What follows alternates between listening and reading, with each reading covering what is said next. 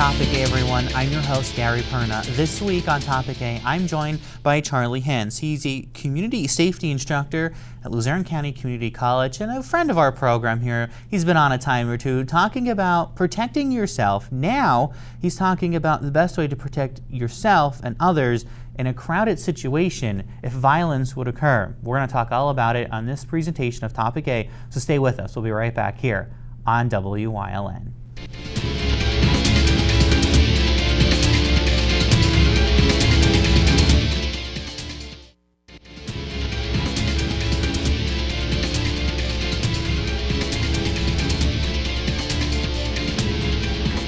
Welcome back to Topic 8 here on WYLN, everyone. Gary Perna, very pleased to have Charlie Hentz with me. Charlie, a few years ago, you came to the show and talked about self-defense and ways to arm yourself with everyday items and stuff that's in your homes of how to protect yourself in your first line of defense.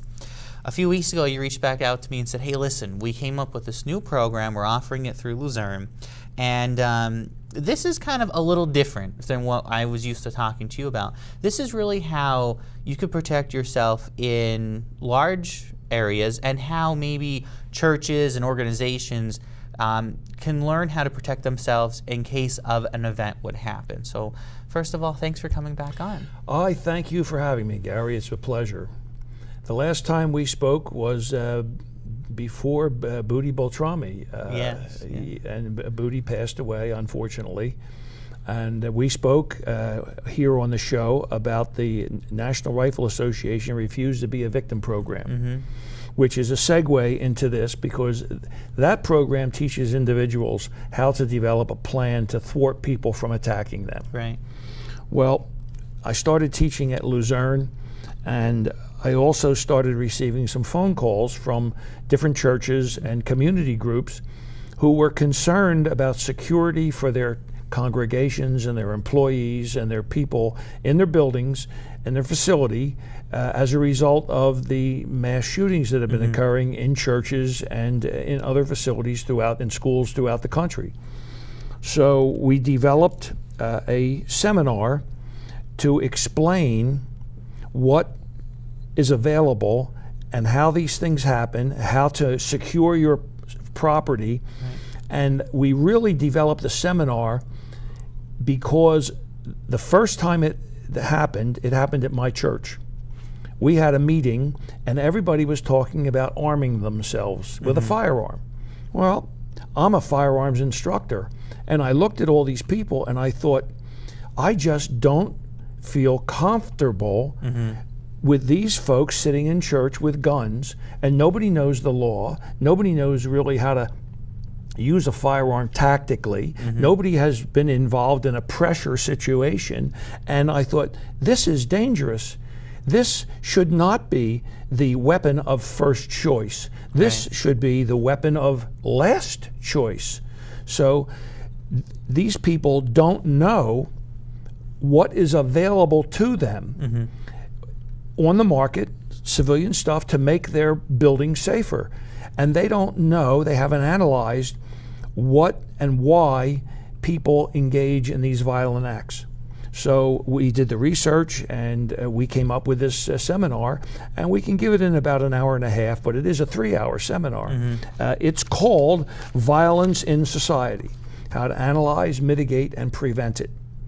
You can't prevent all violence. Right. But you can prepare yourself to protect yourself. Right. You know, some people are sheep, some people are sheepdogs, and some people are wolves. The average person is a sheep. They wander around, they snuffle here and there, they feed here, they feed there, and they actually try to get away from the sheepdogs. Guys like me, we're sheepdogs. We spend our lives watching out for the sheep. We have a plan. We train. When I was in the Marine Corps, I kind of felt like I was a sheepdog for the country. Now the sheep are always trying to get away, and we're always trying to gather them for their safety, except when the wolves come around. When the wolves come around, the sheep, they bay and they get together, and they expect the sheepdogs to protect them. in this violent society, with these people, these aggressive shooters in schools and in facilities, people are going to have to learn how to plan to protect themselves. And you're right. And we've seen a lot of this happen more and more over the last few years with school shootings, church shootings, and the conversation of, being able to protect yourself with firearms, what can and can't be done, how buildings are now, most public buildings you walk into now have metal detectors or some type of security. But one of the places you don't see that, and maybe one of the most vulnerable places, as you said, are churches and places of worship. And having, groups of people come together and say, how can we best protect ourselves? It has become more of the forefront than ever before. So having a program like this with some people who are very knowledgeable, you have 27 years in law enforcement, you come to say, this is a plan we need to follow. Having this course available now is tremendous for especially those organizations. Absolutely. The average facility, the average school, the average church that thinks they are secure, when we go in to take a look at it, they're about as secure, they're secure to prevent tradesmen or people who want to vandalize the place from coming in. But they're not secure against an aggressive shooter. Gary, aggressive shooters are crazy. They're not stupid. Our problem is the people who are planning to protect our schools and our churches who have no experience think these people are stupid. They're not. I'm going to tell you a story about a 14-year-old. You haven't heard about this 14-year-old. None of the people here watching this show have heard about this 14-year-old because he was only successful by shooting one 6th grader. This 14-year-old's from down south, and he decided he wanted to be the most prolific shooter of all time. He knew the names of every one of these mass shooters, and he knew how many people each one of them had shot. He decided he was going to try to shoot anywhere between 50 and 60, and if he was lucky, maybe he could get 100. He knew how long it took the police to get there. He knew how long it took the SWAT teams to get there. And here's when he started out on his plan. 14 years old. He got up in the morning. He texted his friends that he was going to be famous today. He kissed his rabbit, Flopsy, goodbye, and went downstairs and shot his father in the back of the head. Went out and got in his father's truck and drove to the school. He was going to break into the window of the 2nd grade class, shoot everybody in the class, kill the teacher, take the keys, and go from class to class, throwing pipe bombs into each room and then shooting everybody in the room. He shot one 6th grader, and a teacher tackled him and got the gun away from him. Now, that's the type of, this 14-year-old planned this entire event. He tried to get his father's Mini 14 rifle, and it was locked up. If he had gotten his father's Mini 14, he may have been more successful. But you haven't heard about this 14-year-older because he only shot one kid. I did the research and found out, again, crazy? Yeah. Stupid? No. So you go to a school, and the principal of the school, who has a degree in education, comes up with a security plan. Right. Let's say we're now no longer going to run out of the building when the fire alarm goes off.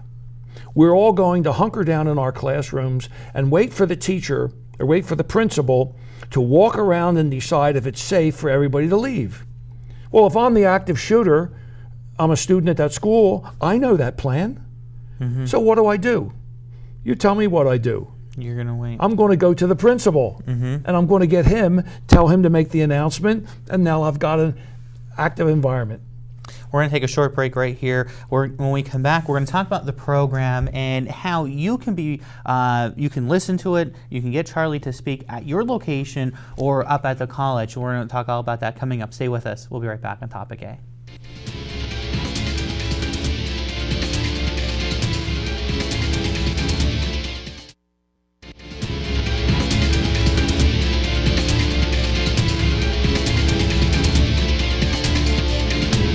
Welcome back here to topic, everyone. And Charlie, I want to start right in with talking about the program Violence in Society. You are the community safety instructor up at Luzerne County Community College. You're an Act 235 NRA program instructor. Having this program being taught or available at the college and out on the road, who are the best people to listen to this program? Where's the best place to have this program and have this conversation? Well, first let me explain how the program came about. The program came about when I was listening to members of a congregation at my church talk about arming themselves with firearms. And I was looking at my friends and associates at the church thinking, I really would be uncomfortable with these folks arming themselves in this church because they just don't have the tactical training to engage in a gunfight with somebody who comes in the door. Well, that should be the thought in every church and in every building and in every school. Everybody carrying firearms is not the first idea to turn to. It should be the last idea to turn to. It should be the weapon of last resort. Before you talk about arming everybody, you should talk about the building security. You should talk about the things in the building you can use to secure the building. You should talk about surveillance. You should talk about gates. You should talk about all types of implements that are available. You should talk about having a plan. An example. The aggressive shooter has never been in this situation before, and neither has anybody in the congregation. So what he expects, or she expects, is everyone, say, in the congregation to run around like crazy people and become targets for him. Well, what would happen if the congregation were to train to attack the aggressive shooter? So everybody turns and attacks the aggressive shooter, except instead of screaming and running for the door. Don't you think the pandemonium would work for the congregation as the aggressive shooter thought it would work for him? So you turn the tables on him. So then you throw books at him, and you have some shields in the building that you can use. You hit him with chairs. You do all types of things to upset the aggressive shooter, but you have to have a plan. Without a plan, everybody becomes a target. So that's the first thing you have to do. The next thing everybody should really learn before they carry a firearm, when they can legally use one. You just can't shoot somebody because they come in the door and they look like they're going to be crazy.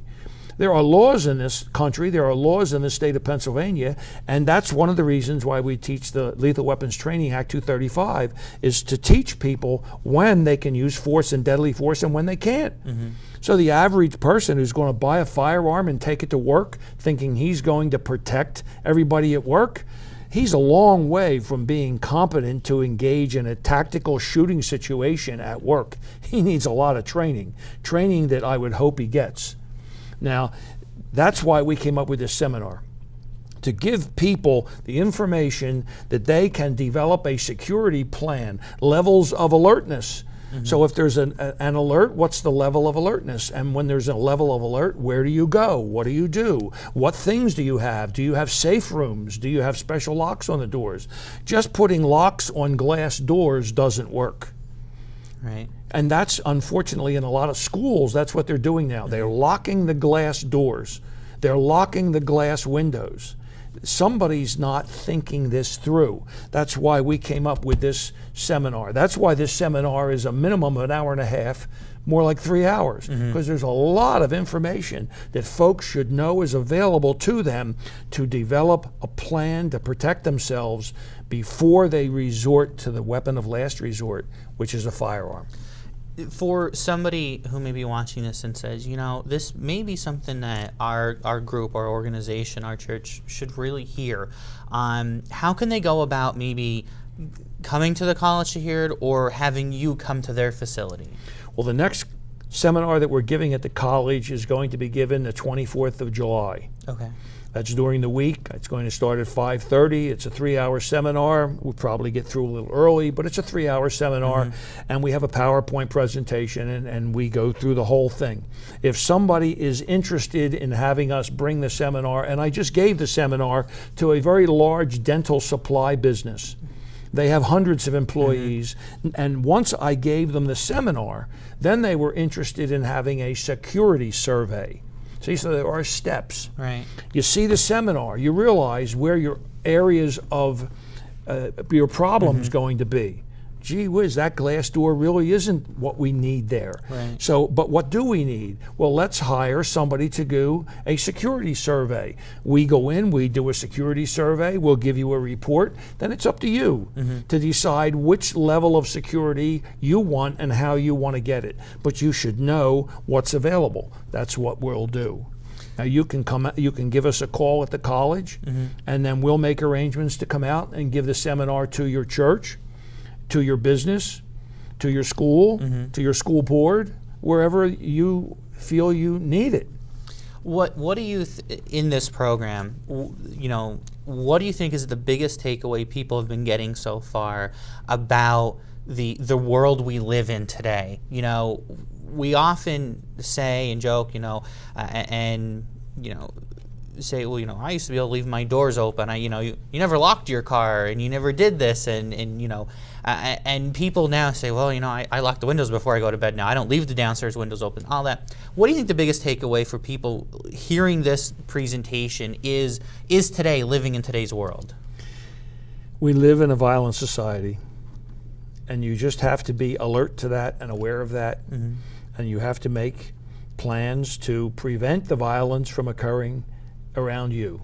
And if the violence does rear its ugly head and present itself around you, you have to have a plan. If you don't have a plan, you become a victim. Your business has to have a plan. I had a business up in Portland. They called me. They had a problem with a trucker. The trucker was waiting for a load, and the dispatcher made a mistake. He called in a trucker who had come in later instead of the trucker who had been waiting the longest. The trucker who was waiting the longest went berserk, took a firearm out of his truck and came into the business and was threatening everybody in the business. The owner of the business wanted his entire family, it's a family-run business, he wanted his entire family to learn how to shoot pistols. Right. I said, you have to go a long way before you reach that point. You should have safe rooms for your employees. You should develop a plan so that if something like this happens, your people know where to go and what to do. You don't have any bullet-resistant equipment here in the office. You should look into that. Getting those firearms and running around with a gun on your hip, that's the last thing you should be concerned with.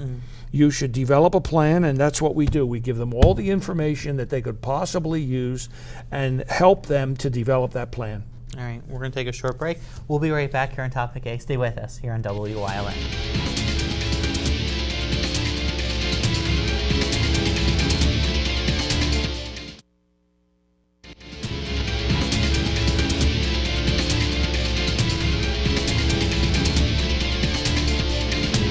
Welcome back here to Topic A and WYLN. Charlie, we just have a little bit of time before we end the show. And I just wanted you to relay to everyone who's watching why it is so important to attend seminars like this one, learn as much as you can, and be educated in this topic, because it's not something that's going away tomorrow. We do live in a society where more and more we are seeing these acts take place. So why is it so important that we learn and we know how to treat one another and how to kind of watch out for things? Well, you have to start to develop the opinion that people that do strange things, I did the research on this 14-year-old shooter. Texas just announced that they're going to be doing a school security thing. Kids are going to be able to go on the anonymously on the internet and report other students, but they're missing the boat. You can report another student because you think the other student might be a little wacky, but until the other student actually does something, we live in a free society, and there's no way that you can actually prevent that student from doing something that he hasn't done. But we have to make things inconvenient for people to walk into a building and assassinate 50 or 60 people. There's a lot of things we can do. They do this to become notoriously well known. Interestingly enough, the last 18 mass murderers in the United States, 18 mass murderers, and they killed somewhere in the neighborhood of 240 people. Only 2 of them used firearms. Wow. One was in the West Virginia at the university. He used a pistol. And then the other one was Malvo in Washington, D.C., and they were shooting people out of the back of a car. The other 16 mass murderers didn't even use firearms. So this quest to eliminate firearms from the discussion is bad. However, do I think everybody should carry a firearm? Yes, but I also think everyone should have a lot of training, a lot of training. I mean, I train all the time. Guys come to my range all the time. That's why we teach the Lethal Weapons Training Act to make sure people know the use of deadly force and the use of force. And if folks don't learn everything that's available to them before they get to the use of deadly force, when it comes time to use that deadly force, they may be in trouble. Because I will tell you, Gary, you use deadly force, you're going to jail. And I just want to point out that if you are interested in the seminar, you can reach out to Charlie. Information's been up on your screen to either attend the one at the college, which is on July 24th. July 24th at the college, Okay. $25 a person. Okay. It's well worth it. Wonderful. And if you wanted to go on the road, you can call Charlie as well, and maybe he can bring it to a facility near you. Charlie, thanks so much. We ran out of time, but I welcome you back anytime to Gary, talk about this. This is important, and you recognized it, and I thank you very much for having me. Again, be part of the solution, not the problem. Educate yourself. Learn all you can learn to help prevent something like this from happening. Thank you for joining us here on Topic, everyone. We'll see you next time on WYLN.